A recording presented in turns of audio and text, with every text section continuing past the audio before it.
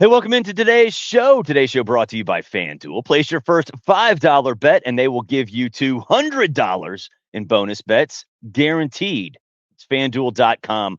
$5 your first bet, you'll get $200 in bonus bets guaranteed. Got a big show for you today, as you can see if you're watching. Still here at the Lake House, enjoying some time with the family as the kids are on fall break. But there's never a break in college football, smothered and covered. We'll talk a little bit about Billy Napier's future. We'll also do fan Q&A and a coach who was brilliant Saturday, and you might not know why. So all of those coming up. Please share the show, like, subscribe, all that stuff. If you know how to do the podcast thing, you know how to make this your first listen. We do appreciate you first listeners already who have made this part of your rotation. Okay, so Billy Napier at Florida. I was honestly surprised with the reaction that I got from a story that I wrote for Outkick yesterday. And it sort of built off of the news that Graham Mertz tore his ACL and is out for the season. Obviously, now it's DJ Lagway's team. Not necessarily a surprise. Billy Napier obviously had incorporated him into the offense all season. And of course, he got the job when Mertz got hurt the first time. But I wrote a story about how that could be the saving grace for Billy Napier.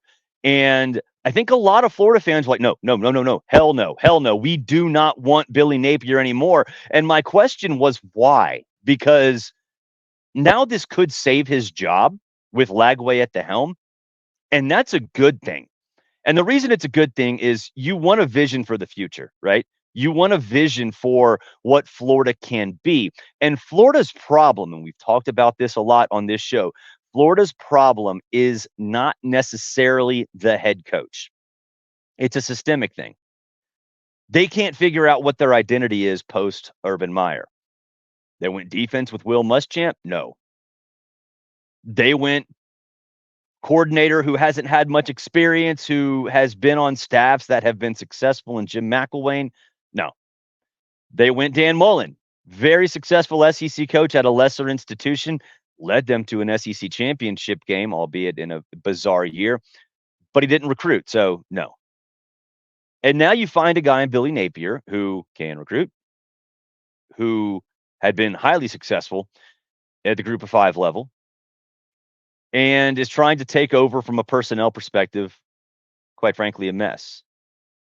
And he gets the number 7 overall prospect in DJ Lagway to sign last year when everybody wanted him. Not only that, he's incorporated him in the offense. And they've won some games too, albeit with Mertz. But my deal with Florida is this. Maybe, just maybe, Florida's not the problem. Maybe, and I'm just throwing this out there, Texas A&M and Miami are actually pretty good. Just saying, it might be the case. So now Billy has a chance to show what the future is with a guy who can help him and help Florida win. Let me ask you something. If Graham Mertz is the quarterback all year, yeah, Lagway gets some snaps here and there in specific series, whatever. If the plan that Billy Napier set out, plan A, played out and Florida was 6-6 or 7-5, Billy would probably be gone. Now, I hate to put numbers on coaches' records and what justifies dismissal or retention, but he would have probably been gone. But now 6-6 or 7-5 with DJ Lagway would be tremendous. I'd say 6-6 are. Let's be honest, Florida's probably not going to win more than 2 games for the rest of the season. The schedule's brutal. Maybe this weekend against Kentucky, and maybe you regroup, maybe you'll miss it and that good, whatever.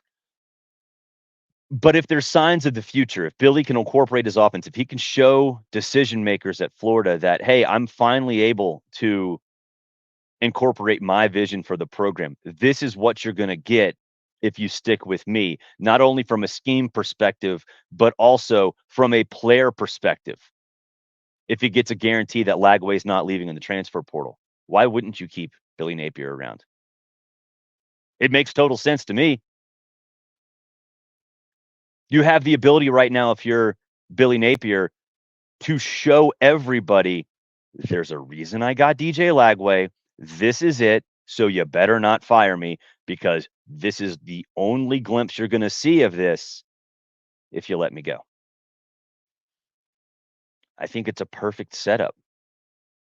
I think it's a setup for Billy Napier to have success finally at Florida. Let me show you a couple things. One, this is from Brett McMurphy. Records in the last 13 games. And if you're watching, I'm going to run this down. I know it's kind of boring, but if you're listening, you're going to need to hear this. Records in the last 13 games. Mac Brown, 5-8. Sonny Dykes, who went to a national championship game, 5-8. Hugh Freeze, 5-8. Lance Leipold, widely regarded as one of the best coaches in the country, 5-8. Obviously, Billy. Lincoln Riley, 5-8. Deion Sanders, 5-8. Scott Satterfield, 5-8. And Mark Stoops, 5-8. So that's the company that Billy Napier finds himself in, despite being in a whirlwind of controversy. Some of those coaches are on the firing line. Some of them are historically good. And I'd say some of them, including Leipold, has an elite reputation. Now, albeit at a smaller school, but Florida was a mess going in. Florida was dysfunctional. Florida is dysfunctional. And I'll tell you why. It's from the top down. I said that right at the top of this segment. So if Florida's dysfunctional in a very tough SEC, but Billy shows what he's capable of, why not keep? And here's the thing. Too many chefs in the kitchen. What do we talk about Auburn all the time? Too many chefs in the kitchen. Too many decision makers. Florida's a little different. Every school's different. But this is interesting. And sorry, I'm producing and directing solo because I'm still out of town. But Billy doesn't need stuff like this. And hopefully we can regroup. And DJ Lagway, I guess he's our man now. He is. And we don't have to worry about who's going to play. He's it. No. And maybe we can turn a corner and start scoring all of those times and not have those 12 guys on the field and play pretty clean football. And I think we'll have a chance to have winning. Okay, I love Steve Spurrier. Not sure if the audio came across. I'm going to go double check that. But I love Steve Spurrier as a coach. He's a problem at Florida right now. He is, I don't know if he still has the office, but he did have an office at Florida. I don't know how much he's there, if he's still there, I don't know. But you cannot have the greatest coach of all time staring down and judging everything you do. And that clip was from Pat Dooley's podcast. Pat Dooley, of course, legendary writer in Gainesville, been around forever, knows everybody down there, including Steve Spurrier. That's how he got on that show. You cannot have somebody like that constantly hovering, not only over your head, but over the program's head. It just, it makes things worse, because those decision makers remember what it was like in the good old days, and they expect it to be like that all the time, even if it's a different generation, even if it's a different landscape, even if everything around a program is different. They don't, it's hard to grasp that. He doesn't need stuff like that. And I'm not knocking Pat Dooley. If I could get Steve Spurrier on my podcast, I would have him on here in a second. In fact, I probably should ask, because I do know him a little bit. But stuff like that cannot happen. It cannot happen. So all that being said, tying it back to the current reality, and like I said on Outkick, this is a chance. DJ Lagway being the unquestioned QB1 is a chance for Billy Napier to show those decision makers the vision he has for the program moving forward, with the quarterback that he signed to run the offense for the vision that he has. Finally. And he can say, look, win a couple games, show what the offense looks like. This is what you're going to get if you keep him. And maybe more importantly, this is what you're going to get when you keep me, because I can build off of this. I don't know why that's a bad thing. And yet, Florida fans, they were all all over me for that after my story on Outkick yesterday. Hey, reminder, you can become a college football smothered and covered insider. The way you do that is you look below, whether you're on video or in audio form. There's a link right there for the subtext. You can sign up, use promo code college, you get your first month for free.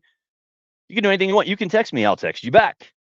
I will text you information that I come across, tidbits that I find interesting throughout the course of the week, thoughts during games. In fact, I will be at a game this weekend, Notre Dame, Georgia Tech. So we will talk. I can talk about that privately with you. We're going to talk about that though next segment. Fan Q&A coming up. It's college football smothered and covered, and of course, we are powered by Locked On. Today's episode brought to you by Roy. Hey, college football smothered and covered fans, it's time to recognize the Roy Player of the Week. So far this season, we've posted over 10 grand to support players on Roy. Micro deposits lead to massive change. With the Roy app, you can directly support the athletes you love, ensuring that all funds go to specific players that you choose. Unlike collectives, you know exactly where your support is going.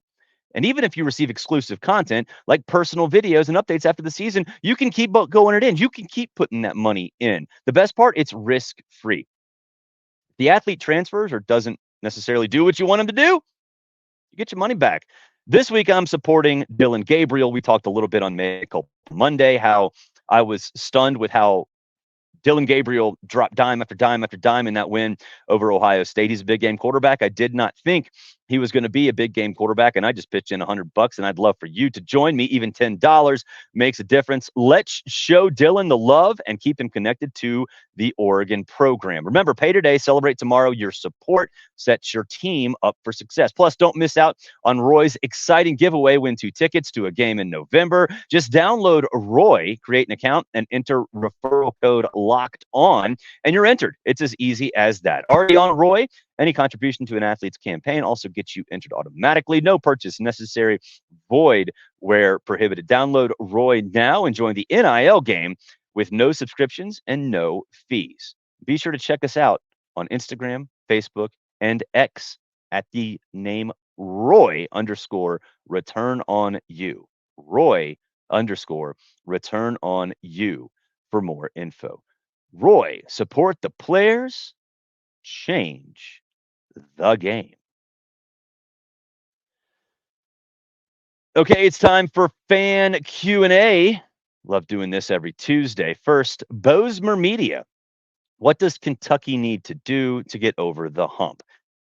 To me, I think they've vastly misused Brock Vandagriff, and I know he's taken some heat out there. Defensively, Kentucky's average, but offensively, you have to be dynamic. And what did we see in that Ole Miss game? We saw Brock Vandagriff on design runs, power up the middle, and quick, short slants. We also saw shots deep, but Brock Vandagriff is a complete quarterback. In fact, I saw Brock Vandagriff. Our kids go to a pre-K through 12 school, small pre-K through 12 Christian school, as did Brock Vandagriff. And we were in the same region back then, and he came to Whitfield, and he played okay. And then the next year, we played out there during COVID and did not go well. He killed us. But he is a true all-around solid player in every aspect. And to me, it seems like they're not protecting him well. If you go look at his rushing stats, a lot of those are not sack adjusted. So it might not look like he's a runner, but he is. They seem so hesitant to try to do that and use him on design runs. I do not get it. And when they do, it's not to his strengths. I'm not saying he's Cam Newton out there and running zone read dives up the middle, but he can do a lot of that. So I don't know. I think for Kentucky, you need to incorporate him in a different way, be more explosive. And I think moving forward, take some risks, man. It's not necessarily a lost season because you do have some quality wins. You're not going to win the SEC, but 8-4 season, 7-5 is still okay considering the ups and downs that Kentucky's had. So to me, that's how I would fix Kentucky. Next up on Q&A, Wall World 3, can Notre Dame get back into it? I assume it means the college football playoff race because they don't have a conference. So I would assume that's what you mean. So, yes.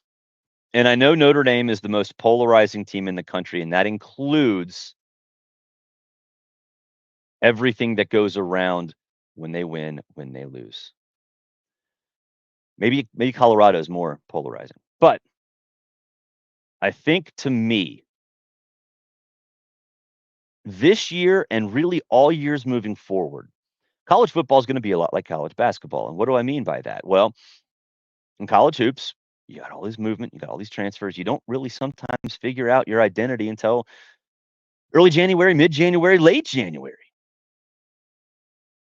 And I think the same is true in football, and that kind of explains away the loss to Northern Illinois. And if you move forward, you look at Notre Dame's offensive success on a game-by-game basis, they're getting more explosive. They're figuring out how to move the football consistently, both through the air and on the ground. So I saw a bunch of 14 playoff projections, right? Everybody's got these projections every single week. I don't really do them because, quite honestly, I don't know if you care, because really those exist just to have people yell at you, and I get yelled at enough. But Notre Dame was in a lot of them, which my goodness, everybody freaked out about. I mean, my goodness. I think with the schedule they have left, what needs to be done? Can they have another loss? I think, look, moving forward, I'm going to pull up Notre Dame's schedule right here, right? I think one thing that will hurt them is that USC might not be all it's cracked up to be. But at Georgia Tech this weekend, I'll be there. Versus Navy, that could be a huge one. Florida State, Virginia versus Army, and at USC. The fact that the service academies are just off the chain right now certainly helps them, because they've already got those wins bagged. I'm talking about Army and Navy. And whether they fall off a little bit or they keep going, those are still going to be attractive wins if Notre Dame pulls them off. Do they cancel out the Northern Illinois loss? No. But 10-2 Notre Dame gets in. Guarantee you. I know that there are different landscapes or whatever that have to evolve, and I say this all the time. You have to figure. You can't really pick because you don't know what the landscapes are. Those 7, 8, 9, 10, 11, 12 teams. You don't know what's going to look like. But Notre Dame 10-2 with that record. I mean, I'm talking about wins over either Army, Notre Dame, USC, whatever. That they get in. And I love the way they've evolved. We'll take a break. When we come back, there's news this morning that I think might be of interest to folks in the SEC and ACC. What is it? Talk about it next. It's college football, smothered and covered. Hey, today's show brought to you by our good friends at FanDuel. We love FanDuel. They sponsor basically every show on here. And if you want to get the season started off right, or it's mid-season now, you still want to get into the game a little bit, check out FanDuel, America's #1 sportsbook. So when you get a hunch in the middle of the game, you can look at live play-by-play stats, all that stuff, and so much more. And all of that is in the place where you place your bets. They'll get you started with $200 in bonus bets, $200 in bonus bets with your first $5 wager. How about that? You pay $5, you get a wager in. Doesn't have to be big, doesn't have to be huge. They'll give you $200 in bonus bets right there, guaranteed.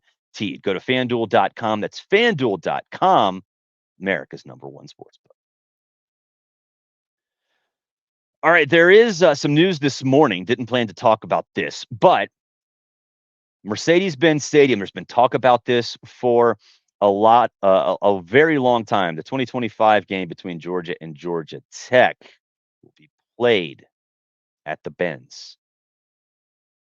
This has been something that's been in the works for a very long time. There are reasons that it hasn't happened.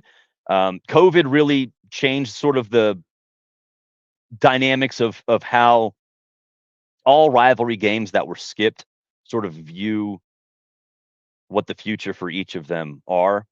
Not a surprise at all that the Benz is going to host clean, old-fashioned hate. Now, personally, I hate this. I hate that Georgia and Georgia Tech are going to be at the Benz. If you talk to Josh Pate, you talk to me, we've been on this show together. We both feel terrible that the Georgia Dome is gone. RIP Georgia Dome, Georgia Dome forever. Quite honestly, I don't like Mercedes-Benz Stadium. I really don't. It's gross. It's dingy. It's dark. Takes a long time to get around it. It's hollow. And I like those games on campus. I love Georgia Tech, either the day after Thanksgiving or the Saturday after. Now, I know some of you might not remember back in the day, the David Green era. They did play it on Black Friday sometimes. Why are we doing this? It's all about money. I get it. I know. I understand it. That game sort of gets lost in the equation in terms of rivalry weekend, mostly because Georgia Tech hasn't been that good. So you want to juice it up a little bit. Fine. ESPN's going to pay you a ton. Fine. I understand why it's happening. I think there might be some embarrassment on Georgia Tech's part that it's about 70-30 Georgia fans to Georgia Tech fans at Bobby Dodd. But why do we do that? And look, I have friends at neutral site companies, neutral site games, organizations that put these on. I don't want to piss you off, but I know you got to make your money, but it is not good for college football. For rivalry games as big as Georgia Tech, as big as clean old-fashioned hate, to be played off campus. Those games are meant to be played on campus. College football is meant to be played on campus. I know money drives a lot, and I get that, postseason especially, but it should not be the case when we're talking about clean old-fashioned hate. Pun intended, I hate it. Before we go, Dan Lanning, this was my good friend James Crepia, who was on the show last week previewing Oregon, Ohio State.